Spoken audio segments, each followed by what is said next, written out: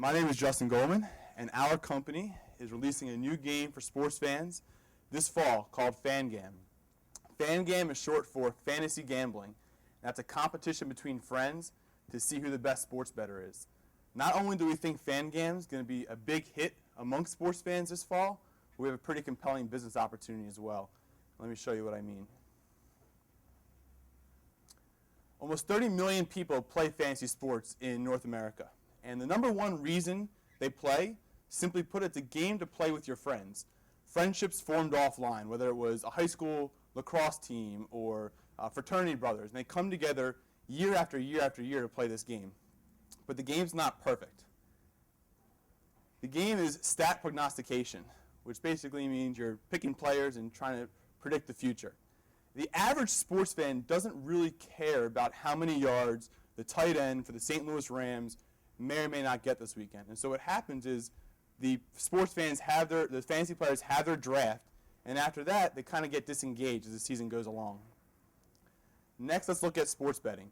Over $100 billion a year is wagered on sports in America. And the number one reason people bet on sports, simply put, it makes watching games more fun. But it's not perfect. Not everybody likes to lose money. And so lastly, let's take a quick look at social gaming. Social gaming is only a 2-year-old category, yet it's already a $500 million industry in America, a $5 billion industry globally, and expected to build to $15 billion by 2014. The reason it's been so successful is they have found a way to monetize the incredible amount of traffic coming through their sites with the sales of virtual goods, freemium subscriptions, and in-game sponsorships. For those in the audience that don't know what a virtual good is, I'm going to give one quick example. Zynga is the #1 online social game company in America. And they have a game, they have many games, one of which is Texas Hold'em Poker. And in this game, it's fake gambling. In this game, every day you log on, you get $1,000 in poker chips. Once you lose that 1,000, you have to wait 24 hours until your account gets replenished. But if you don't want to wait, you can pull out your credit card and spend $5, $10, $25, $50 on fake poker chips so you can have a better experience in the game. And Zynga's on schedule this year to do over $100 million in virtual good sales, with those poker chips being one of their top sellers. But the industry is not perfect. And so these social game companies, what happens is people are obsessed with these games and play them every day for a couple of days, for a couple of weeks, maybe even a couple of months. But then they get bored and they move on to the next game. And they get bored and they move on to the next game. So there's an immense amount of pressure on these game companies to release hit after hit after hit so they don't lose their users. So keeping all that in mind, let's take a look at Gamb. What we've done is we've taken the best of these 3 mega industries while capitalizing on the pain points.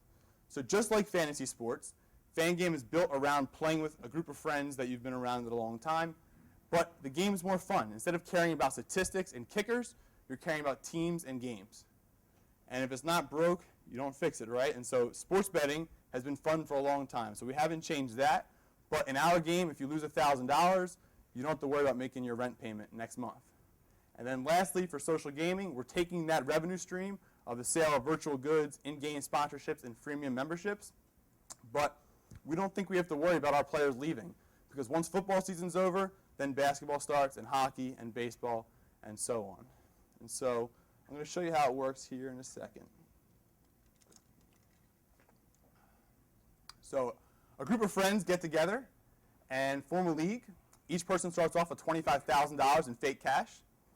And then throughout the season, they log on to our site, whether it's through their mobile phone, through Facebook, or through their internet browser, and they place bets all season on both college and pro games.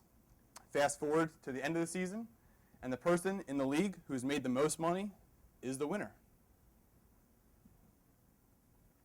So coming into DreamIt, this was our big assumption that we had to de-risk. Is this game fun? Is the idea of taking the best of fantasy sports with the art of sports betting and combining them going to be fun for sports fans? And so all summer long, we have ran multiple tests. And one of the key things that we learned also was the importance of game design theory. I'm almost embarrassed to say, coming into DreamIt, had the idea for a couple months, I didn't even know there was such a thing as game design theory. And so after talking to some mentors and some of the partners in DreamIt, we've taken that very seriously. We've tweaked the rules numerous times over the summer, and we're at a point right now where we're confident that players love the game and is going to be a huge hit among sports fans. So I'm going to show you a couple examples here. In a normal fantasy league, everybody starts off on the same level. 0-0 is your record. But as the season goes along, once your record is 1-4 or 1-5, which about half the league happens to, people become disengaged because there's no chance of you still winning the championship 6-7 weeks later. In Gamb, that's not the case. And so this is tracking one player who won the championship in one of our leagues. And you can see he started out in 6th place, dropped down to as low as 8th, and worked his way back up to the top, finally winning. And a lot of people in the league had that kind of volatility. And so what this is trying to show you is that everybody in Gamb is in it until the very end. So we have a game. Sports fans are going to love it. Next part of the equation is how do we get people to find out about it. So one of the keys in social gaming is making sure that your game is inherently viral. And Gamb is certainly that. So one player decides Gamb is awesome and that him and his friends would love to play. And so he goes out and he pings 10 of his buddies and invites them all to play. But it's not that easy. How do you find guys like them? And many, many of them all across the country. Well, real quick, excuse me. My background, I'm from Philadelphia.